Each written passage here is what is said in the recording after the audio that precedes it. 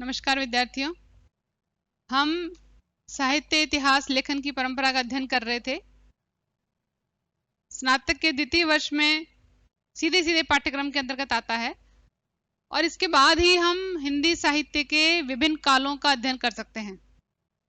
ये परंपरा को हम शुरू कर चुके थे पिछले हमारे वीडियो में और हम 4 प्रमुख लेखकों को पढ़ चुके थे। गार सदादासी जी को, सेंगर को, ग्रियर्सन को और साथ में महेश दत्त शुक्ल का हमने नाम पढ़ा था।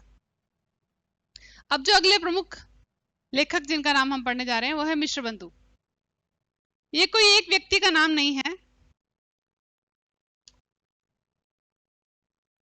ये 3 व्यक्तियों का नाम है और मिश्रबंधु नाम से जाने जाते हैं हिंदी साहित्य के इतिहास में। और बहुत बार प्रतियोगी परीक्षाओं में तो पूछा ही गया है और स्नातक स्तर पर भी पूछा जाने वाला सवाल है कि मिश्रबंधुओं में कौन कौन है। तो हैं इन तीनों भाइयों के नाम आप अच्छे से याद कर लीजिए। श्याम बिहारी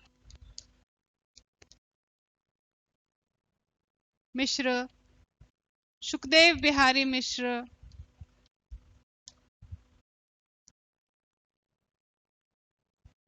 और गणेश बिहारी मिश्र।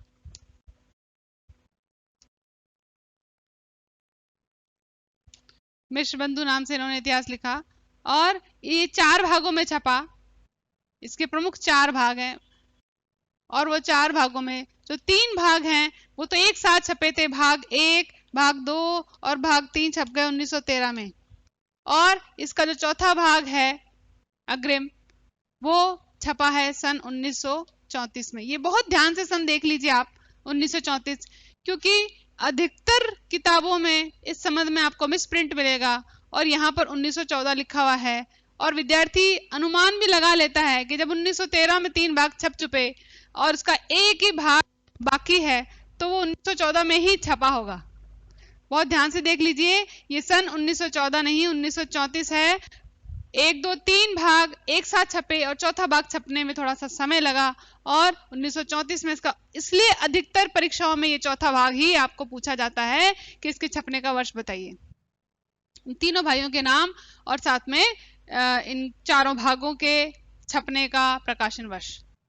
दूसरी मुख्य बात थी कि इन्होंने लगभग 5000 कवि लिए। अब मुख्य संख्या, वैसे अगर राउंड फिगर में आपको पूछी जाती है कुल कितने कवि थे तो 5000, लेकिन अगर ऑप्शन में अगर एक्यूरेट संख्या दे दी, आपको बिल्कुल सही संख्या दे दी तो आपके लिए बताना मुश्किल होता है। तो इसकी बिल्कुल सही संख्या जो है वो नोट कर लीजिए, 4591 लेखक थे उसके अंदर, जिसमें कवि लेखक दोनों को हम शामिल कर सकते हैं।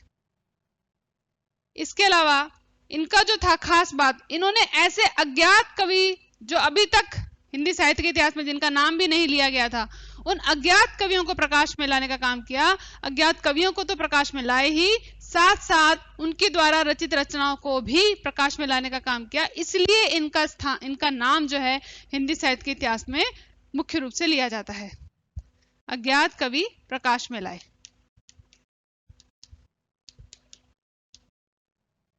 और न सिर्फ प्रकाश में लाए बल्कि उनकी इन्होंने श्रेणियां भी बना दी। जो इनका काल विभाजन है वो हम जब समस्त कवियों का, लेखकों का, आलोचकों का काल विभाजन पढ़ेंगे तो साथ में इनका भी काल विभाजन पढ़ेंगे। तो यहाँ पर काल विभाजन मुख्य नहीं है, मैं आपको मोटी मोटी मुख्य वो बातें बता रही हूँ जो अन्य हिंदी साहित्य के इतिहास ग्रंथों से इनमें भिन्न है। सबसे अब तक किसी भी लेखक या आलोचक के इतिहास ग्रंथ में 5000 कवियों को नहीं लिया गया था, इसलिए इनके ज्यादा मायने हैं। और मैं आपको बता दूं, जब हिंदी साहित्य के इतिहास में हम जब रामचंद्र शुक्ल को पढ़ते हैं, जिनका मुख्य रूप से नाम लिया जाता है, सर्वाधिक बार उन पे प्रश्न पूछे गए और सर्वाधिक परीक्षाओं में सबसे ज्यादा पूछे जाने वाला यदि लेखक है, आलोचक है तो रामचंद्र शुक्ल है। तो रामचंद्र शुक्ल के जब इतिहास को हम पढ़ते हैं तो उन्होंने अपने से पहले जितने भी इतिहास लिखे गए हिंदी साहित्य से संबंधित, उन सभी को उन्होंने कविव्रत का नाम दे दिया। उन्होंने कहा ये सभी कविव्रत संग्रह है, इनको हिंदी साहित्य का इतिहास नहीं कहा जा सकता। उनमें एक नाम इनका भी है, लेकिन साथ ही उन्होंने ये लिखा है कि मैंने कवियों का जीवन परिचय मिश्रबंधुओं से उठाया। क्यों? क्योंकि इनके पास कवियों का सबसे बड़ा संग्रह था। सबसे ज्यादा, और ऐसे ऐसे कवियों को ढूंढ करके लेके आए जिनका अभी तक हिंदी साहित्य के इतिहास में वर्णन कहीं भी नहीं देखने को मिलता था। इसलिए कवि परिचय जो है वो शुक्ल जी को भी इनसे उठाने पड़े थे। अगला जो बहुत बहुत महत्वपूर्ण नाम है हम पढ़ने जा रहे हैं वो रामचंद्र शुक्ल का नाम है, और उन्हीं को लेकर के चलते हैं। और आगे का जो हमारा हिंदी साहित्य का इतिहास हम जब पढ़ेंगे, जब हम उसका वर्गीकरण पढ़ेंगे, तो हमारा मुख्य जो जोर है, मुख्य हमारा ध्यान है वो रामचंद्र शुक्ल के इतिहास के वर्गीकरण पर ही रहेगा। नाम लेते हैं अगला, मुख्य रामचंद्र शुक्ल।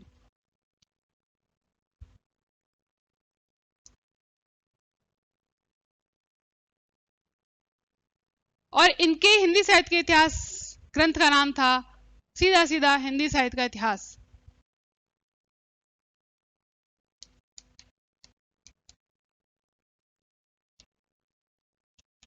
नाम याद करना बहुत मुश्किल नहीं है, सन 1929 में छप गया था। लेकिन इनके बारे में बता दूं कि इसका मूल नाम ये नहीं था। इस पुस्तक का बाद में नाम परिवर्तित इन्होंने किया और इसको एक पुस्तक रूप में छपवाया, लेकिन आरंभ में इसका नाम ये नहीं था। आरंभ में ये छपा था हिंदी साहित्य का विकास नाम से। इसलिए बहुत बार परीक्षा में पूछा जाता है कि हिंदी साहित्य का विकास नामक रचना किसकी है। तो हमने तो रामचंद्र शुक्ल के नाम से हिंदी साहित्य का इतिहास पढ़ा हुआ है। हिंदी साहित्य का विकास हमने यदि नहीं सुना हुआ तो हमारे दिमाग में रामचंद्र शुक्ल का नाम नहीं आएगा। शुक्ल जी की विशेषता थी कि इन्होंने यही जो छपा था हिंदी साहित्य का विकास, ये नागरिक प्रचारणी सभा द्वारा हिंदी शब्द सागर की भूमिका, हिंदी शब्द सागर नामक एक ग्रंथ छपवाया जा रहा था और उसकी भूमिका लिखने का काम रामचंद्र शुक्ल को सौंपा गया। तो मुख्य ग्रंथ क्या है? हिंदी शब्द सागर की भूमिका। अब देखिए यहां पर आपकी हिंदी शब्द सागर ही इतना ही याद कीजिए, और हिंदी शब्द सागर की भूमिका क्या थी? हिंदी साहित्य का विकास। तो आपको यहां पर तीन बातें याद करनी है। पहली बात, सीधा सीधा 1929 में छपने वाले पुस्तक रूप में रामचंद्र शुक्ल की हिंदी साहित्य इतिहास की पुस्तक का नाम बताइए। तो वो नाम था हिंदी साहित्य का इतिहास, और ये सन 1929 में छपा था। उसके बाद ये पूछा जाने वाला सवाल है कि इस हिंदी साहित्य के इतिहास का पूर्व नाम क्या था? इस पुस्तक का पूर्व नाम था हिंदी साहित्य का विकास, और ये किस रूप में छपा था? ये हिंदी शब्द सागर जो छापा जा रहा था उस हिंदी शब्द सागर की भूमिका के रूप में हिंदी साहित्य का विकास नाम से छपा था, और उसी को आगे जाकर के रामचंद्र शुक्ल जी ने पुस्तक रूप में छाप दिया। अब खास खास इसकी बातें सुनिए आप। इसमें 1000 कवि थे।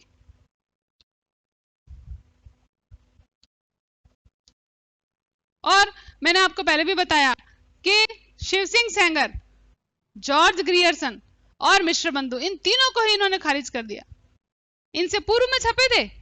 शिव सिंह सेंगर का हम नाम सुनते हैं 1883 में, और जॉर्ज ग्रियर्सन का हम सुनते हैं सन 1888 में छपने वाला आलोचनात्मक ग्रंथ, और तीसरा नाम हम सुनते हैं मिश्र बंधु का, जिनका मैंने बताया 1913 और 1934 में जो भाग उनके अलग अलग छपे। इन समस्त रचनाओं को उन्होंने कविव्रत संग्रह का नाम दे दिया। उन्होंने कहा ये सभी कविव्रत संग्रह हैं, इनको इतिहास का नाम दिया ही नहीं जा सकता। यानी इनके कहने का मतलब है खूब सारे कवियों को एक साथ उठाया, उनका परिचय उठाया, उनकी रचनाएं ली और उनको इकट्ठा करके एक पुस्तक में छाप दिया। उसको इतिहास ग्रंथ का नाम दिया ही नहीं जा सकता, ऐसा इनका मानना है। और ये बहुत बड़ा आक्षेप था जो इन्होंने अपने से पूर्व के 3 आलोचकों पे, जो मुख्य आलोचक थे, उन पे लगाया। एक का नाम था शिव सिंह सेंगर,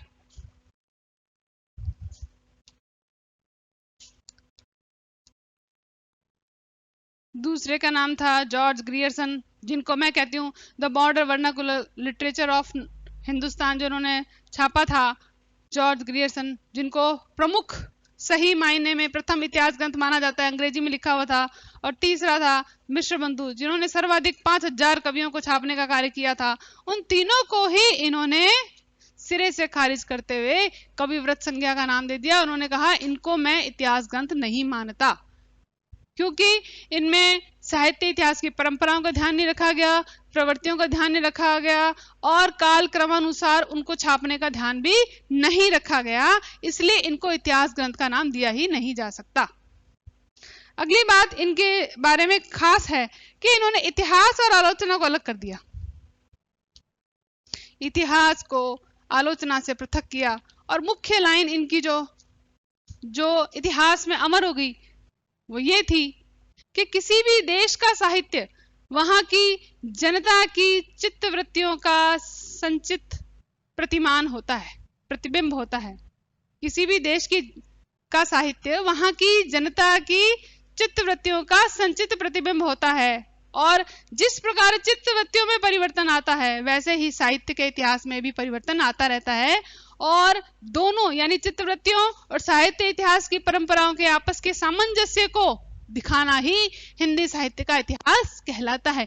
ये इनका एक मुख्य आमुख में दिया गया पैराग्राफ जो है वो हिंदी साहित्य के इतिहास में अमर हो गया और बहुत बार परीक्षाओं में पूछा जाता है इसके शब्दों को लेकर के, इन पंक्तियों को लेकर के कि किसके द्वारा कहा गया है, उनके द्वारा कौन सा कथन कहा गया है। तो इन पंक्तियों को आप याद रखें कि जनता की चित्तवृत्तियों से साहित्य के इतिहास दोनों की बदलती हुई परंपराओं को आपस में सामंजस्य दिखाने का कार्य किन्होंने किया है? श्री रामचंद्र शुक्ल ने। अगली बात, इन्होंने अपने विकासवादी और वैज्ञानिक दृष्टिकोण का परिचय देते हुए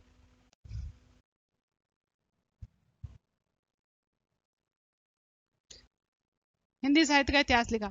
इनका विकासवादी दृष्टिकोण था, विकासवादी होने के साथ साथ वैज्ञानिक दृष्टिकोण,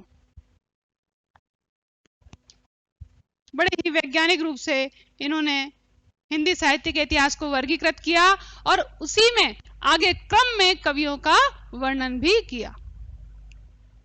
अगली बात, 900 वर्षों के इतिहास को लेकर के चलते हैं और आपको मैं बता दूं कि संवत में इन्होंने जितना भी समय का वर्णन हिंदी साहित्य के इतिहास में इनका मिलता है, काल विभाजन में देख लीजिए और काल विभाजन के बाद कवियों के वर्णन में, उनके जन्म में, उनकी रचनाओं के छपने वाले सन में, वो सभी आपको संवत में देखने को मिलेगा। इसलिए जब कभी विद्यार्थी रामचंद्र शुक्ल के इतिहास के वर्गीकरण को याद करता है और हजारी प्रसाद जी से उसका कंपैरिजन करता है तो बहुत बड़ी गलती यह करता है कि इनका जो इतिहास का वर्गीकरण है वो संवत में दिया गया है। 57 साल का फर्क आपको मिल जाएगा सन में और संवत में। तो उनका हजारी जी का जो है वो सारा का सारा वर्गीकरण वो सन में है और इनका संवत में है। तो अक्सर विद्यार्थी सन को और संवत को याद करने में गलती करता है, तो आप थोड़ा सावधान रहें। ये 900 वर्षों का इतिहास है और 900 वर्षों के इतिहास को इन्होंने मुख्य काल खंडों में विभक्त कर दिया और 4 प्रमुख कालखंड थे और दोहरा नामकरण की प्रवृत्ति पूछा जाता है परीक्षा में कई बार, यानी इन्होंने 2 बार नाम दिए, यानी दोहरे नामकरण की प्रवृत्ति जो है वो कहां देखने को मिलती है? रामचंद्र शुक्ल के इतिहास में। अगली बात, इन्होंने भक्ति काल को 4 खंडों में विभक्त कर दिया, सगुण, निर्गुण, सगुण काव्य धारा और निर्गुण काव्य धारा, और उसके बाद सगुण को वापस राम भक्ति काव्य धारा, कृष्ण भक्ति काव्य धारा और निर्गुण को वापस संत काव्य धारा, सूफी काव्य धारा। इस प्रकार जो भक्ति काल था उसका प्रमुख रूप से इन्होंने वर्गीकरण किया और 4 भागों में उसको विभक्त करने का कार्य किया। अगला है कवि परिचय के स्थान पे इन्होंने साहित्यिक परिचय पे जोर दिया। इन्होंने कहा जो कवि का जन्म है, उसके जीवन का वर्णन है, उसके माता पिता, उसके परिजनों, उसके पुत्र पुत्री आदि का वर्णन है, उसकी बजाय उसने जो लिखा है, जिस कृति को लिखा है, उस कृति के परिचय का वर्णन इन्होंने मुख्य रूप से लिया। कवि परिचय को प्रमुखता न देते हुए उसके साहित्यिक परिचय को इन्होंने प्रमुखता दी। इसलिए इसको ये मानते हैं कि जो मेरे द्वारा लिखा गया हिंदी साहित्य का इतिहास है वही सही मायने में प्रथम हिंदी साहित्य का इतिहास माना जाना चाहिए। साथ में एक वियोगी हरिजी द्वारा लिखे हुए ब्रज माधुरी सार, मैं आपको कुछ कृतियों के नाम बताती हूं। कविता कौमुदी, कविता कौमुदी और मिश्र बंधु का नाम मैंने पहले से ले लिया। इन सभी से इन्होंने थोड़ा थोड़ा मैटर लिया है, थोड़ा थोड़ा अपना जो कवियों से संबंधित सामग्री है वो इन लोगों से उठाई, अपने से पूर्व के कवियों से, पूर्व के आलोचकों से इन्होंने उठाई है।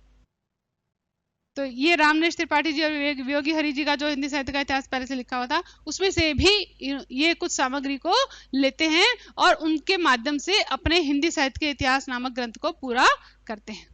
तो ये हुआ इसका मुख्य परिचय। अब जब हम आगे वर्गीकरण इतिहास का पढ़ने लगेंगे तो साथ साथ इनका भी और हजारी जी का भी पढ़ेंगे। अब जो कुछ एक दो विदेशी आलोचक भी हुए हैं, उनका भी नाम हम ले चलते हैं क्रमानुसार, क्योंकि कभी कभी पूछ लिया जाता है। एक तो है एडविन ग्रीव्स, एडविन ग्रीव्स, और दूसरा नाम है FEKE, FEKE। इन विदेशी आलोचकों ने भी हिंदी साहित्य का इतिहास लिखा और इनका नाम है the sketch of Hindi literature.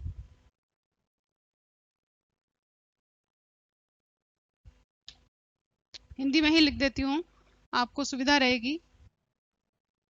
The sketch of Hindi literature.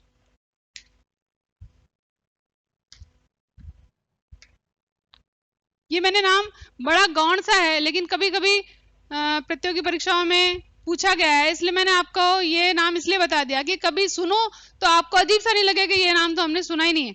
तो एडविन ग्रीव्स भी हैं, इन्होंने 1917 में 5 भागों में छापा था इसको, 5 भाग थे इसके। और दूसरा नाम FEKE का है, जिन्होंने the history of Hindi literature, the history of Hindi literature नाम से भी छापा, और ये 1920 में छापा। यहाँ ईस्वी की बात हो रही है। जब भी किसी सन के आगे मैं ईस्वी सन न लिखूं तो आप मान लीजिए, उसका अंदाजा लगा लीजिए कि वहां संवत काम नहीं कर रहा, वहां ईस्वी काम कर रहा है। यदि जहां भी मैं संवत का वर्णन करूंगी तो उसके आगे निश्चित रूप से आपके संवत लिखा मिलेगा, ताकि आपको किसी प्रकार का कंफ्यूजन ना हो। अगला जो नाम मुख्य में लेना चाह रही हूँ, जो बहुत परीक्षा में पूछा गया और हिंदवी यानी दक्षिणी हिंदी में हिंदी साहित्य का इतिहास उन्होंने लिखा है, नाम है मौलवी करीमुद्दीन। मौलवी करीमुद्दीन बहुत बार पूछा गया है इनका नाम, इसलिए हल्के में ना लेना। मौलवी करीमुद्दीन, और सन 1848 में छपा है इनका तजकिरा ई शौराई हिंदी, तजकिरा ई शौराई हिंदी। ये दक्षिणी हिंदी यानी दक्षिणी हिंदी में हिंदवी में हिंदी साहित्य का इतिहास इनके द्वारा लिखा गया है। और इसकी खास बात बस एक ही जो मैंने पढ़ी है, वो 1004 कवियों में से केवल 62 ही हिंदी के हैं, शेष समस्त आप अंदाजा लगा सकते हैं उर्दू के और दक्षिण हिंदी के कवि देखने को मिलते हैं। ये मौलवी करीमुद्दीन बहुत बार पूछा गया है। क्यों पूछा गया है? तो सीधा सीधा ये सवाल आता है कि दक्षिणी हिंदी में लिखने वाले प्रमुख कवि कौन से हैं, प्रमुख आलोचक कौन से हैं, या दक्षिणी हिंदी में प्रथम हिंदी साहित्य का इतिहास कौन सा लिखा गया, कब लिखा गया, किसके द्वारा लिखा गया। अगला भाग जो मुख्य में हमेशा जो रामचंद्र शुक्ल के बाद जिनका नाम हिंदी साहित्य के इतिहास में सबसे ज्यादा लिया जाता है, वो है हजारी प्रसाद द्विवेदी।